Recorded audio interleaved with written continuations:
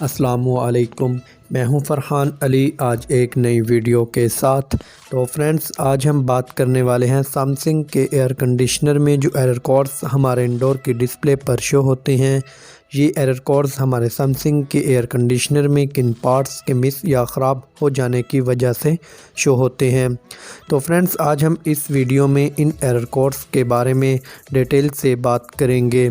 तो फ्रेंड्स, अगर आपके घर में सैमसंग का एयर कंडीशनर लगा हुआ है या आपके ऑफिस में या आप एक टेक्नीशियन हो और आपकी वर्कशॉप है, तो फ्रेंड्स, अगर आपके सैमसंग का एयर कंडीशनर कोई एरर शो करता है, फ़र्ज़ करें E461 का एरर अगर आपका सैमसंग का एयर कंडीशनर एरर शो करता है, तो फ्रेंड्स, जो इसका सल्यूशन है वो है कंप्रेसर नॉट स्टार्ट, यानी कि कंप्रेसर स्टार्ट नहीं ले रहा। तो फ्रेंड्स, अगर आपको पता होगा तो आप इसको फ़ौरन से हल कर लेंगे। तो फ्रेंड्स, ये एरर कोड्स कंपनी हमें इसलिए देती है कि हम इनको अपने पास सेव कर लें।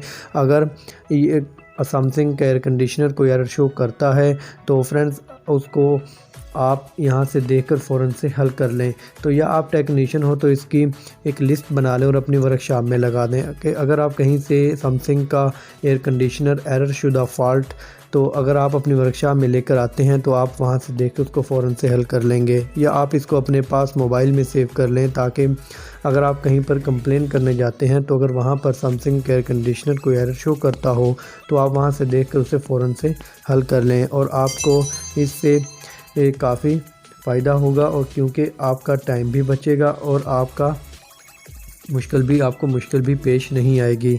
तो फ्रेंड्स, अगर आपने अभी तक मेरे इस चैनल फुली 5 वर्ल्ड को सब्सक्राइब नहीं किया तो फ्रेंड्स, जल्दी से लाल बटन को प्रेस कर दें और साथ में बेल आइकन की घंटी को भी प्रेस कर दें ताकि मेरी हर न्यू आने वाली वीडियो का नोटिफिकेशन बर वक्त आप तक पहुंच सके। तो फ्रेंड्स, वीडियो को स्टार्ट करते हैं बिना टाइम वेस्ट किए।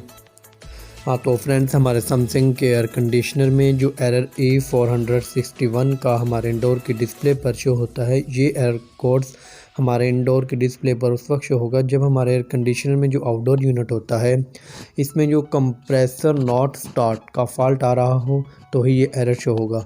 तो फ्रेंड्स, जब हमारा कंप्रेसर किसी वजह से नहीं चल पा रहा हो तो फ्रेंड्स, तो ही ये एरर शो होगा। तो फ्रेंड्स, आपको ये चेक करना होगा कि इसका कंप्रेसर किस वजह से नहीं चल रहा। जो भी उसमें फॉल्ट आ रहा हो उसको ट्रेस करके उसको हल कर लें तो हमारा ये एरर ख़त्म हो जाएगा और हमारा एयर कंडीशनर अच्छे से वर्क करने लगेगा।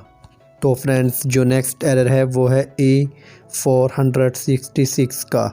तो E466 का एरर हमारे सैमसंग के एयर कंडीशनर में उस वक्त शो होगा जब हमारे सैमसंग के एयर कंडीशनर में DC PCB मॉड्यूल फॉल्ट, अगर इसमें फॉल्ट आ रहा हो तो ही ये एरर शो होगा। तो फ्रेंड्स, इसका मतलब ये है कि जो हमारे AC डिवाइस लगी होती है इसके अंदर, जो इसको DC में कन्वर्ट करती है, तो फ्रेंड्स, अगर उसमें फ़ॉल्ट आ जाए तो ही ये एरर शो होगा। तो फ्रेंड्स, जो इसमें एक छोटी सी डिवाइस लगी होती है, अगर उसमें फ़ॉल्ट आ जाए जो इसको AC को DC करंट में तब्दील करती है, अगर उसमें फ़ॉल्ट आ जाए तो ही ये एरर शो होगा। तो फ्रेंड्स, आप इसको अच्छे से चेक कर लें, इसको रिपेयर करें या आप इसको रिप्लेस कर दें तो हमारा ये एरर ख़त्म हो जाएगा और हमारा एयर कंडीशनर है जो वो अच्छे से वर्क करने लगेगा। हाँ, तो जो नेक्स्ट एरर है वो है E221 का। तो फ्रेंड्स, हमारे सैमसंग के एयर कंडीशनर में 221 का एरर हम उस वक्त शो होगा जब हमारे एयर कंडीशनर में जो आउटडोर यूनिट होता है, तो फ्रेंड्स, इसमें जो आउटडोर में टेम्परेचर सेंसर में अगर फॉल्ट आ जाए तो ही ये एरर शो होगा। तो फ्रेंड्स, आपको इसका टेम्परेचर सेंसर अच्छे से चेक करना होगा। अगर ये सेंसर शॉर्ट हो जाए या इसकी वायर कट हो जाए या जो इसका PCB में प्लग लगा हुआ होता है, जब हमारे टेक्नीशियन सर्विस करते हैं तो वो इसको लगाना भूल जाते हैं, तो इस कंडीशन में भी एरर शो होगा। या वो प्लग आधा लगा हुआ हो आधा नहीं और लूज़ हो तो भी एरर शो होगा। तो फ्रेंड्स, आप इसको अच्छे से चेक कर लें, इसमें जो भी फॉल्ट हो उसे ट्रेस करके हल करना होगा तो ही ये एरर ख़त्म होगा। या ये सेंसर शॉर्ट हो जाए, वर्क करने के काबिल ना रहे, तो फ्रेंड्स, आपको इस सेंसर की जगह न्यू सेंसर को लगाना होगा तो हमारा ये एरर ख़त्म हो जाएगा और हमारा एयर कंडीशनर अच्छे से वर्क करने लगेगा।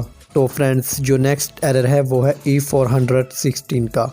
तो हमारे सैमसंग के एयर कंडीशनर में E416 का एरर उस वक्त शो होगा जब हमारे सैमसंग के एयर कंडीशनर में जो आउटडोर यूनिट होता है, तो फ्रेंड्स, इसमें जो कंप्रेसर लगा होता है, अगर कंप्रेसर हमारा ओवर हीट हो जाए तो ही ये एरर शो होगा। तो फ्रेंड्स आपको इसको चेक करना होगा कि हमारा ये कंप्रेसर ओवर हीट गर्म बहुत ज़्यादा क्यों हुआ है, किस फॉल्ट की वजह से हुआ है। तो फ्रेंड्स इसमें इसका कैपेसिटर लूज़ हो जाने की वजह से भी हमारा कंप्रेसर हीट हो सकता है। इसमें गैस कम हो तो भी हीट हो सकता है, या इसकी हीटिंग मोटर है वो सही से बाहर नहीं निकाल रही तो भी हो सकता है। तो फ्रेंड्स आप इसकी तमाम कंडीशंस को चेक कर लें, इसमें जो भी फॉल्ट हो उसको ट्रेस करें और उसको हल करें। तो फ्रेंड्स इस तरह हमारा ये एरर ख़त्म हो जाएगा और हमारा एयर कंडीशनर अच्छे से वर्क करने लगेगा। हाँ तो फ्रेंड्स जो नेक्स्ट एरर है वो है E468 का। E468 का एरर हमारे सैमसंग के एयर कंडीशनर में उस वक्त शो होगा जब हमारे सैमसंग के एयर कंडीशनर में error of the electric current sensor fault, अगर इसमें फ़ॉल्ट आ जाए तो ही ये, इस सेंसर में अगर फ़ॉल्ट आ जाए ये वर्क करना छोड़ दे तो ही एरर शो होगा। तो फ्रेंड्स जो हमारे एयर कंडीशनर में करंट का एक सेंसर लगा होता है, अगर ये करंट नहीं सेंस करता, उसको महसूस नहीं करता, उस पर अपना वर्क नहीं कर पा रहा होता, ये शॉर्ट हो जाता है या ये इसकी वायरें कट हो जाएं या ये अपना इसमें कोई और फॉल्ट आ जाए तो ही ये एरर शो होगा। तो फ्रेंड्स आप इस सेंसर को रिप्लेस कर दें, इसकी जगह आपको न्यू सेंसर को लगाना होगा। तो फ्रेंड्स जब आप न्यू सेंसर को लगाएंगे तो हमारा एयर कंडीशनर ये एरर देना बंद कर देगा और हमारा एयर कंडीशनर अच्छे से वर्क करने लगेगा। हाँ तो फ्रेंड्स जो नेक्स्ट एरर है वो है E458 का, यानी कि 458 का एरर।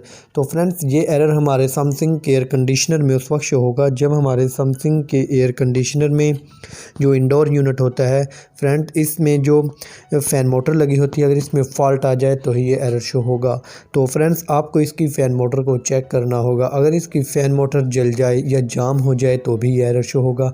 या फ्रेंड्स जो की वायर होती है जो पीसीबी किट तक जा रही होती है, अगर वो ब्लॉक हो जाए, कट हो जाए तो भी एरर शो होगा।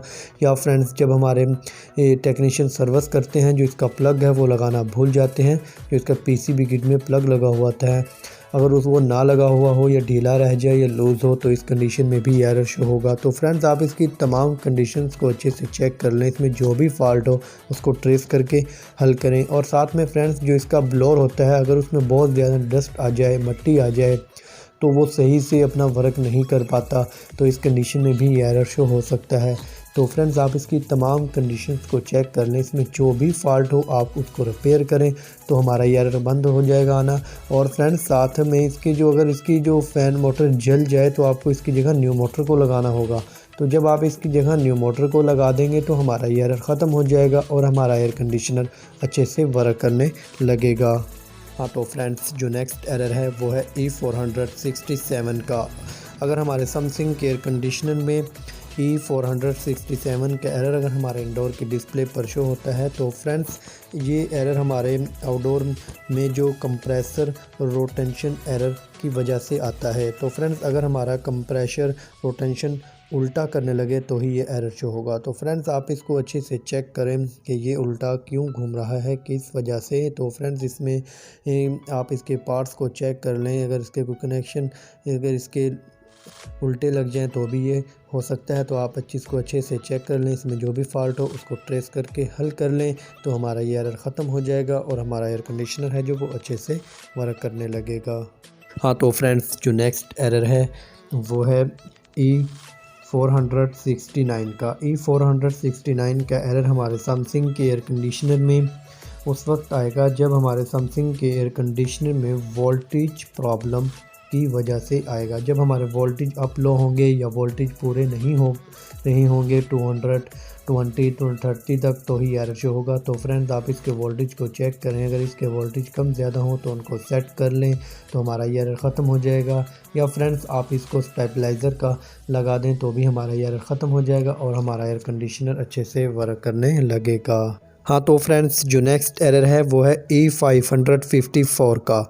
अगर हमारे सैमसंग के एयर कंडीशनर में E554 का एरर अगर हमारे इंडोर की डिस्प्ले पर शो होता है तो फ्रेंड्स ये एरर उस वक्त शो होगा जब हमारे एयर कंडीशनर में there was a leakage of refrigerator problem, तो ही ये एरर शो होगा। तो फ्रेंड्स अगर हमारे एयर कंडीशनर में कहीं से गैसी लीक हो रही हो तो ही ये एरर शो होगा। तो फ्रेंड्स आपको इसकी गैस को चेक करना होगा तो ये कहाँ से लीक हो रही है। अगर ये इसके जॉइंट हैं अगर वहाँ से लीक हो रही हो तो फ्रेंड्स पहले आप इसकी जो बकाया गैस है आप उसको स्टोर कर लें और उनको पहले चेक कर लें कहाँ से लीक हो रही है। फिर गैस को स्टोर करके उन्हें खोलकर दोबारा से जॉइंट को लगाएं, अच्छे से टाइट करें। अगर कहीं से पाइप फ्रैक्चर हो चुका हो तो फ्रेंड्स आप उसकी गैस को स्टोर कर लें, अगर हो या सब निकल गई हो तो फ्रेंड्स से प्रेशर दे के चेक करें और उस लीकेज को बंद करें तो ही ये एरर आना बंद होगा। तो फ्रेंड्स इसमें आपकी गैस लीकेज की वजह से ही ये एरर शो होता है। तो फ्रेंड्स जब तक आप इसकी गैस लीकेज का फॉल्ट ट्रेस नहीं करेंगे और उसे हल नहीं करेंगे तो ये एरर आना बंद नहीं होगा। तो फ्रेंड्स आपको इसकी गैस लीकेज को रोकना होगा तो ही ये एरर आना बंद होगा। तो फ्रेंड्स आप इसकी गैस लीकेज को रोकें और इंशाल्लाह फिर ये आपका एरर भी नहीं आएगा। हाँ तो फ्रेंड्स जो नेक्स्ट एरर है वो है E122 का। तो फ्रेंड्स अगर E122 का एरर हमारे समथिंग के एयर कंडीशनर में अगर शो होता है तो फ्रेंड्स ये एरर उस वक्त शो होगा जब हमारे एयर कंडीशनर में जो इंडोर यूनिट होता है तो फ्रेंड्स इसमें जो कॉइल सेंसर लगा होता है अगर इसमें फॉल्ट आ जाए तो ही एरर शो होगा। तो फ्रेंड्स जब हम इंडोर के कवर को ओपन करते हैं जो हमारे एपोरेटर के शुरू में यू होते हैं उनके ऊपर जो सेंसर लगा होता है उसको हम कॉइल टेम्परेचर सेंसर कहते हैं। तो फ्रेंड्स अगर ये सेंसर शॉर्ट हो जाए या इसकी वायर कट हो जाए तो इस कंडीशन में ये एरर शो करेगा। या फ्रेंड्स जब हमारे टेक्नीशियन सर्विस करते हैं तो इसका जो पीसीबी किट में प्लग लगा हुआ होता है अगर वो लगाना भूल जाते हैं तो भी ये एरर शो होगा। तो आप इसकी तमाम कंडीशन को अच्छे से चेक कर लें, इसमें जो भी फॉल्ट आ रहा हो उसको ट्रेस करके हल करें। अगर ये सेंसर शॉर्ट हो चुका हो, वर्क करने के बिल्कुल भी काबिल नहीं रहा हो तो फ्रेंड्स आपको इसकी जगह न्यू सेंसर को लगाना होगा तो हमारा ये एरर ख़त्म हो जाएगा और हमारा एयर कंडीशनर अच्छे से वर्क करने लगेगा। हाँ तो फ्रेंड्स ये थे हमारे समथिंग एयर कंडीशनर के एरर कोड्स। अगर इनमें से कोई मिस रह गया हो तो फ्रेंड्स मुझे कमेंट्स बुक में बता दें, मैं उस पर भी एक वीडियो बनाकर आपके लिए अपलोड कर दूंगा। और फ्रेंड्स इसको दोस्तों में शेयर करें ताकि उनको भी इसका पूरा फ़ायदा पहुंच सके।